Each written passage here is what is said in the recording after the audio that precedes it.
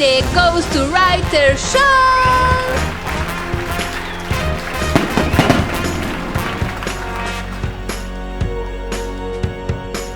Bem-vindos a mais um programa. Eu sou a Ghostwriter e este é o Maestro Yorick. Hoje, no quadro Entrevistas do Além, vamos falar com o escritor Duda Falcão. O autor é formado em História, editor, professor de escrita criativa e doutor em educação. Duda começou a publicar seus textos ficcionais a partir de 2009 em antologias com temáticas fantásticas, tendo lançado seu primeiro romance, Protetores, em 2012. Desde então, já publicou diversos títulos. Ele já foi curador na Feira do Livro de Porto Alegre e, além disso, é um dos idealizadores e organizadores da Odisseia de Literatura Fantástica. Por gentileza, nunca mais, faça conexão com o mundo dos vivos.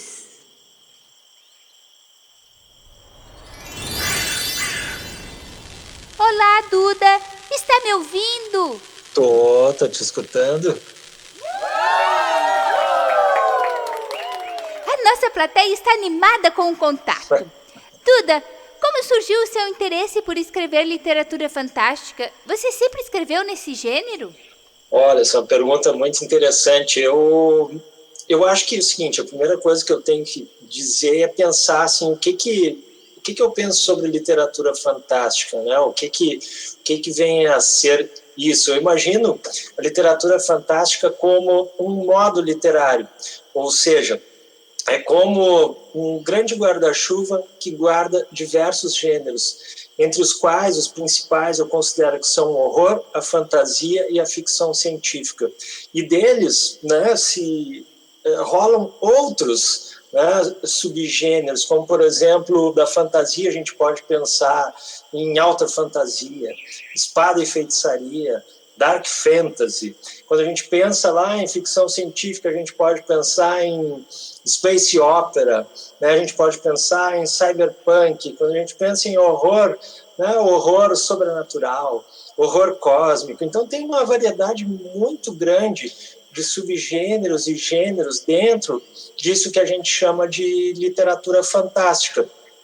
Então, eu gosto de produzir histórias que transitem por esses gêneros e subgêneros. E eu sempre, assim, desde criança, sempre gostei muito de criar as minhas próprias histórias. Então, eu acho que é desde a infância que eu venho produzindo, né, as minhas pequenas histórias, até chegar no momento em que eu comecei a realmente a produzir algo profissional, né? Comecei a publicar os meus primeiros livros e os meus primeiros contos. Então, a literatura fantástica está comigo desde, né, a infância também, né, nas leituras que eu fazia, ou nos filmes que eu assistia, nas histórias em quadrinhos. Eu acho que, por isso, então, eu acabei, né, pendendo para escrever a literatura fantástica.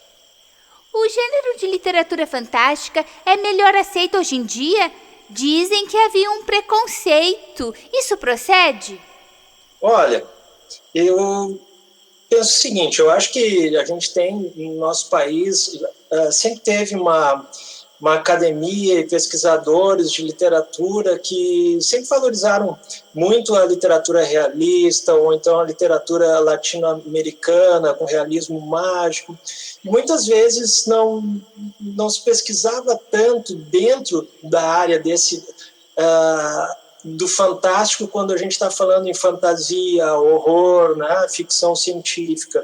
Então, o que começou a acontecer, ao meu ver, é que agora a academia está mais predisposta a pesquisar, né, esse tipo de literatura que antes não era tão bem aceita. Não sei se é exatamente uma questão de preconceito, mas talvez pela valorização de outro modo literário realista, né? Mas eu acho que agora, aos poucos, a gente tem caminhado, como a gente tem muitos autores que escrevem dentro, né, desse grande guarda-chuva da literatura fantástica, né? Vários pesquisadores têm se dedicado tanto a estudar os novos autores brasileiros, quanto também autores mais antigos, né, de outros países que trabalham com esse tipo de literatura. Então, se havia, né, um certo preconceito, acho que as coisas têm mudado. Fale um pouco sobre o seu primeiro livro, Protetores, de 2012. Como surgiu a inspiração e ele vai ter uma continuação? Bom, esse livro foi uma experiência assim, interessante por ter sido o primeiro, né? Foi publicado por uma editora que já não existe mais, né? Ela durou poucos anos, mas era uma editora interessante, promissora, que estava começando a se dedicar a publicar autores de literatura fantástica, né? E eu tive, né, uma experiência muito legal em publicar esse livro. Eu me lembro como se fosse hoje, né? Eu mandei o livro para a editora avaliar, me responderam no mesmo dia me perguntando exatamente isso. Você quer fazer uma sequência para o livro? Tem mais histórias aí sobre os protetores, né? Eu disse, sim, tem. E acabei, né, publicando com eles. E, infelizmente, a editora não foi mais longe, no sentido de ela não continuou, né? E aí eu tenho algumas coisas guardadas aí dessa história dos protetores, né? E talvez algum dia eu venha a republicar esse livro, né? Fazendo algumas revisões, porque como foi meu primeiro livro, depois que eu li, eu achei, olha, tem muita coisa para melhorar aqui, nessa primeira experiência pode ser diferente, mas é provável que em algum momento eu venha a publicar coisas novas em relação a essa história. Mausoléu e 13 são livros com vários contos escritos por ti. Eu ouvi dizer que é mais difícil escrever um conto do que um romance. Fale de sua experiência. Eu acho que dizem isso porque o conto ele precisa estar muito bem estruturado, né? Tu contar uma cena, uma história curtinha e ter todos os elementos, introdução, meio, fim, né? Fazer com que lá no final o leitor que acompanhou aquela história, ele se surpreenda, né, com alguma coisa que vai acontecer dentro do conto, né? Eu sou muito fã de Edgar Allan Poe, acho que ele foi um dos grandes contistas, né? Um dos maiores contistas que a literatura já teve, né? Então eu sigo um pouco essa linha quando eu escrevo contos.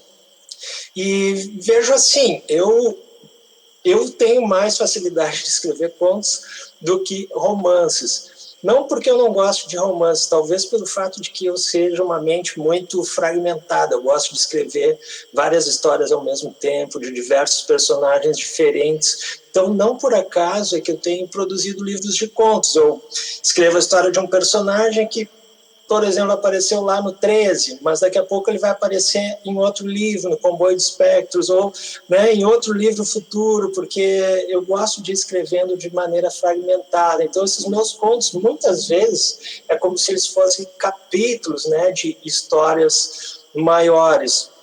Então, gosto também de escrever romances, afinal tenho 2 escritos, mas acho que para mim é mais tranquilo assim escrever as histórias aos poucos e falando de cenários, universos diferentes, personagens diferentes, né? Então o conto acaba sendo alguma coisa assim que eu trabalho, que é um trabalho que eu acabo fazendo de maneira mais constante.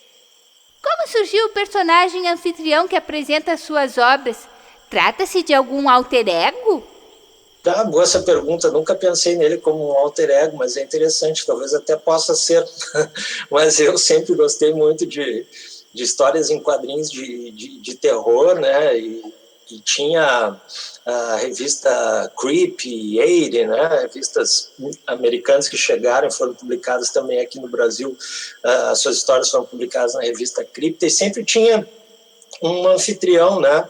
O primo Eire ou o tio Creep, e no início da história ou no final eles apareciam, davam uma pequena moral ali sobre o que tinha acontecido naquela história, com o personagem, com o protagonista. Eu achava aquilo sempre achei aquilo bem interessante. Então, eu resolvi assim fazer também um anfitrião como um ponto assim de identidade, né? Um ponto comum entre todos os meus livros de contos. Então, as capas dos meus livros, elas têm uma característica que lembra muito história em quadrinhos, né? E o anfitrião está ali, ele aparece na capa, aparece internamente, né, para apresentar o livro para os leitores. Então, não sei se é um alter ego, mas é um personagem, um estilo de personagem que eu criei para homenagear essas histórias em quadrinhos de horror que eu gostava tanto. Diga ao anfitrião que aqui no cemitério sempre tem espaço para mais um. Acho ótimo, legal. Você lançou em 2020 o livro Mensageiros do Limiar. Fale um pouco sobre a obra. Então, Mensageiros do Limiar lancei faz pouco, né? Acho que foi agora em outubro. Né? Teve essa particularidade, porque afinal de contas a gente está vivendo uma pandemia, não foi feita uma sessão de autógrafos. Eu gosto tanto da sessão de autógrafos, ir lá, né, assinar os meus livros, né, para os leitores que já me acompanham há alguns anos. E então foi um pouco diferente, né, ter essa coisa da venda online somente, né? Mas é um livro que tem alguns contos, né? São 15 contos nesse livro, né? Eu tenho 4 livros de contos, né? E o total já de contos, dentre eles, acho que chega a 70, né? Então tem histórias bem variadas aí que foram contadas, mas no Mensageiros do Limiar são 15, e as histórias elas têm pegadas diferentes de gêneros, né, dentro do fantástico. Tem muito de horror cósmico, né, coisa que histórias que lembram muito os monstros Lovecraftianos, elas aparecem bastante nesse livro. E o livro ele abre com um conto chamado Os Crimes de 10 para as 2. É uma história policial, no ar e de horror cósmico, né? Ela é cheia de cruzamentos de gêneros, e ganhou em 2018, eu já tinha publicado ela anteriormente, ganhou em 2018 o prêmio Aberst de melhor conto de suspense policial na época. Então foi bem legal, assim, também essa visibilidade para o conto, né? E aí tem uma série de histórias que, além dessas de horror cósmico, eu invisto também em histórias de aventura, de fantasia e também space opera. Então é bem sortido para o leitor que gosta de histórias diferentes. Com exceção de O Estranho Oeste de Kenny Blackmon, quase todas as tuas obras se passam geralmente em Porto Alegre e em cidades do Rio Grande do Sul. Tem algum motivo especial? Pois então, até depende. Assim, eu tenho muitas histórias que se passam em Porto Alegre, né, no cenário do Rio Grande do Sul, mas também tem alguns contos que se passam em outros cenários, né? Eu acho assim que é legal. O legal de ser escritor é de que o autor pode ter essa liberdade de colocar o seu personagem em um outro cenário, que não só o cenário em que ele vive, que ele conhece. Então, tenho também, assim, de tudo, né? Como eu falei para ti, né, no livro Mensageiros do Limiar, por exemplo, tem contos de space opera, que se passam no espaço, no sistema solar. Então, não é nem um cenário nem da cidade que eu vivo, né? Nem do próprio planeta que eu vivo, né? Mas isso é legal, a gente poder trabalhar com a imaginação. Então, assim, para mim, eu gosto de ser plural, né? De fazer experiências, né? De conseguir encontrar cenários que são, às vezes, diferentes daqueles que eu estou vivendo, mas, às vezes, também aquele que eu estou mais próximo, que eu conheço mais, como, por exemplo, da minha cidade, né? No livro Protetores, que a gente mencionou, toda a história se passa em Porto Alegre. Sobre a Argonautas Editora, como surgiu a ideia de criá-la e por que ela acabou? A Argonautas Editora, ela foi uma experiência muito legal, né? Eu tive um sócio, César Alcázar, também escritor, meu amigo, meu irmão aí, né? A gente fez uma amizade. Olá, César! Fizemos uma amizade muito legal, né? E assim, a gente abriu a editora em 2010, se não me falha a memória, em 2009 a gente se conheceu, começou a conversar sobre isso, né? E foi em função, assim, a gente tinha pensado juntos em organizar uma antologia chamada Espada e Magia, em função, né, desse subgênero que a gente acha tão legal, um subgênero que foi muito explorado pelo Robert E. Howard, né, o autor mais conhecido por ser autor do Conan, né? E a gente quis fazer uma antologia assim e ofereceu essa antologia para uma editora. E eis que a editora disse para nós, não quero e tal, né? Porque vocês não abrem a editora de vocês, mas falou de um jeito assim, né, que não era um incentivo. Mas a gente acabou se incentivando, né, em função disso, então a gente abriu a editora, nós vamos publicar isso aqui, deixa nós mesmos iremos fazer essa antologia. E depois disso a gente começou a fazer outros trabalhos, né? A gente criou uma série chamada Série Sagas, teve 5 livros, né? Todos eles explorando, né, esses gêneros da literatura fantástica. E o legal da Argonautas é que ela abriu assim as primeiras portas, né, em relação à literatura para mim, para o César também, né. A gente conheceu outras editoras e conheceu mais escritores, né, conhecemos o pessoal aqui da Feira do Livro de Porto Alegre, tive a oportunidade de fazer curadoria na feira durante, acho, 5 edições, isso foi muito legal. E a Argonautas acabou fechando simplesmente pelo fato de que eu comecei a ter muitos outros trabalhos, né, envolvidos com a literatura, e o César também. E aí a gente não deu mais conta de continuar trabalhando com a editora, até porque, mais do que editores, a gente sempre se considerou escritores, né? Então, ser escritor vinha em primeiro lugar, e para ser só escritor a gente precisava, talvez, né, abrir um pouco mão desse outro trabalho. E, apesar disso, né, eu acabei ainda trabalhando mais com edição, né, organizando livros, por exemplo, para a editora Metamorfose, e agora para a VEC Editora, né, ou uma coleção chamada Multiverso Pulp. Então, de alguma maneira, eu ainda continuo, né, fazendo trabalhos de edição.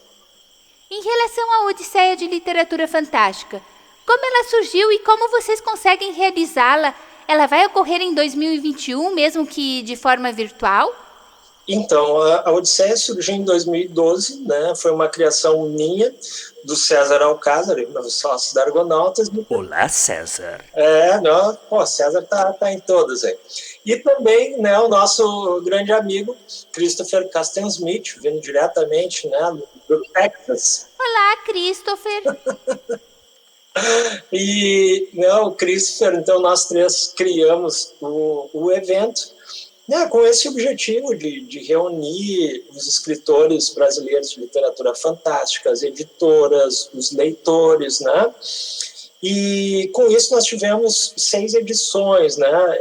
Hoje, por exemplo, somente eu sou organizador, né? O César também foi trabalhar com outro evento, Porto Alegre no Ar, o Christopher cheio também de trabalhos, né? Seguiu outro caminho.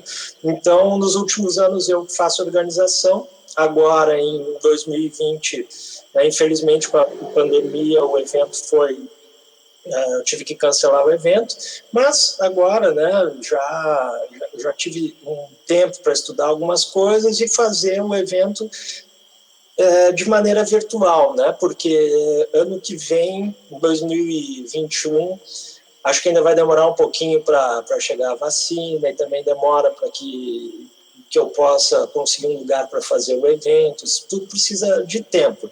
Então, em 2021 vai sair a Odisseia, sim, vai sair virtualmente, teremos canal da Odisseia de Literatura Fantástica, faremos o evento virtual ao vivo, a premiação também do evento Odisseia de Literatura Fantástica, teremos a 3ª edição, então ele irá acontecer, e eu estou, né, tocando ficha aí com esse evento que para mim é uma das paixões que eu tenho.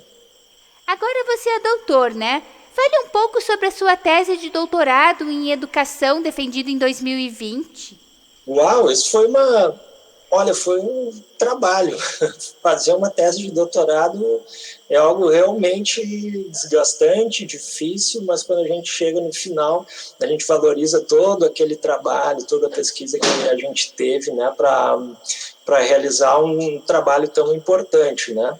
E a minha tese foi a seguinte: representações culturais e pedagogia dos monstros no universo de H.P. Lovecraft. Então, né, eu trabalho, não foi um trabalho na área da literatura, por exemplo, foi um trabalho na área da educação. Então, eu sou doutor em educação e foi na área da educação, mas também tendo assim uma ênfase muito forte no que a gente chama de estudos culturais. Então, não por acaso, trabalhei com o conceito de representação cultural, né, o conceito de pedagogia dos monstros, ou seja, o que os monstros ensinam? Os monstros ensinam alguma coisa? Sim, nós ensinamos muito.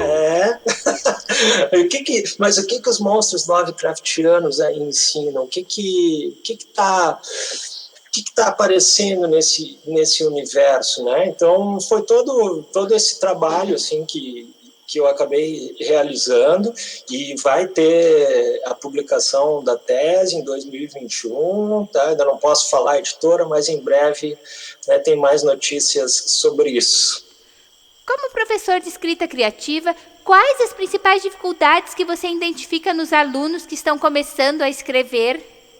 Olha, às vezes se tem uma ideia assim de que se escrever um livro é algo, às vezes, um sonho para uma pessoa, né? Pô, quero escrever um livro, estou a fim de fazer esse trabalho, né? Só que antes de escrever um livro, nós precisamos ser grandes leitores, né? Porém, né, só ser um grande leitor não basta, né? Assim como um músico tem que estudar a música, né? Tem que saber como é que funciona, né? A harmonia, a melodia, né? O escritor também, ele vai ter que aprender algumas técnicas que vão ajudar ele, né? Saber como é que funciona a questão do narrador, do personagem, do cenário, os diálogos, né? É claro que tu pode escrever sem saber, né, digamos, tecnicamente isso, né? Na prática a gente pode ir aprendendo, mas muitas vezes a dificuldade do escritor iniciante está exatamente no fato de que ele lê pouco, se ele lê bastante já está com meio caminho andado, e o segundo é ter um olhar atento para entender como é que o escritor está construindo uma história. Então, depois que tu começa também a ter essa ideia de como construir uma história, vai escrever ela, né, e vai praticar, e as coisas vão começar a andar. Mas então acho que é mais ou menos por aí, assim, esse início, né? As oficinas de escrita literária seriam um bom caminho? Olha, eu acredito que sim, né? É que nem eu dei o exemplo da música, né? Como é legal tu quer aprender a tocar um instrumento musical. Se tu for fazer aula, as coisas vão se tornar mais fáceis. Às vezes até, talvez tu não tenha um professor que não te adaptou muito, mas quando a gente encontra, né, aquele professor que tem interesses semelhantes e gostos semelhantes que o teu, tu começa a aprender música. E eu acho que a literatura é por aí também, né? Com certeza, né? Ir para uma aula de escrita criativa vai ajudar muito o escritor, né, iniciante, sem dúvida, né? Assim como ajuda um músico iniciante, assim como ajuda um artista plástico que está iniciando, quer iniciar sua carreira, né? Então, estudar começa a evoluir mais rápido naquilo que tu está querendo fazer, né? Além da publicação de sua tese de doutorado, tem algum outro plano para 2021 que possa nos contar? Bom, além da tese, provavelmente vai sair um novo livro de contos, né, que é o que eu estou sempre produzindo, mas a ideia agora é que já faz mais ou menos uns 2 anos que eu estou trabalhando só com literatura, então a ideia é sair no mínimo um livro por ano. Ano que vem é possível que saiam 2, né, a tese e o livro de contos. Eu só não vou dizer o título ainda porque eu não decidi qual é esse título do livro, mas ele também já está bem encaminhado, assim, quase pronto. Então temos no mínimo esses 2 projetos, mas aí também tem os projetos que eu trabalho com outras editoras, como por exemplo a VEC Editora, já tem mais 3 livros programados para sair, né, no qual eu faço a organização e edição dos livros, que é o Multiverso Pulp, volume 4, 5 e 6. Nossa entrevista está chegando ao final. Teria algo mais que gostaria de falar? Fique à vontade. Olha, o que eu gostaria de dizer para vocês, para todos? Pessoal, precisamos de um país mais justo, né, mais igual, em termos de respeito em relação às pessoas. Né? Vamos nos unir para transformar, né, a cultura desse país, para transformar as pessoas pensando em coisas construtivas. E não tem muito mais a dizer, apenas precisamos, né, olhar o mundo de maneira crítica e observar como andam as coisas entre nós. Duda, muito obrigado por sua participação no quadro Entrevistas do Além. E aí, pessoal, valeu, caveirinhas e fantasmas, muito obrigado pelo espaço.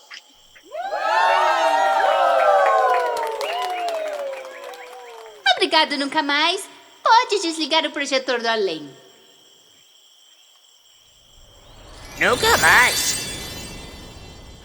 O nosso programa fica por aqui. E se você gostou desse show, dê o seu like e badale o sininho para receber as notificações. The Ghostwriter Show! Um programa feito a morto para você.